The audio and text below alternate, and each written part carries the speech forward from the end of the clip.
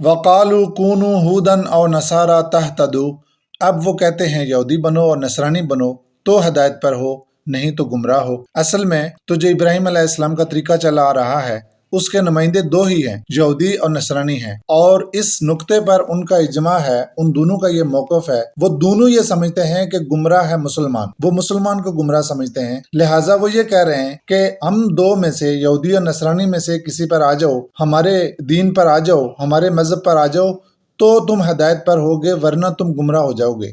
ये उन दोनों की सोच है और इस सोच में वो दोनों मिले हुए हैं, जुड़े हुए हैं, एक ही नुक्ते पर, एक ही मौक़िफ़ है उनका। कुल ए नबी सल्लल्लाहु अलैहि वसल्लम, आप फरमा दीजिए, बल मिल्लत इब्राहिम हनीफा, ना यहूदी ना नसरानी, बल्कि इब्राहिम के तरीके पर चलोगे तो हदायत पाओगे। वमा कान मिनल मुशरिकीन, और वो मुशरिकों में से नहीं थे। तुमने शिरक कर लिया है, इब्राहिम अलैहिस्सलाम तो शिरक से पाक थे।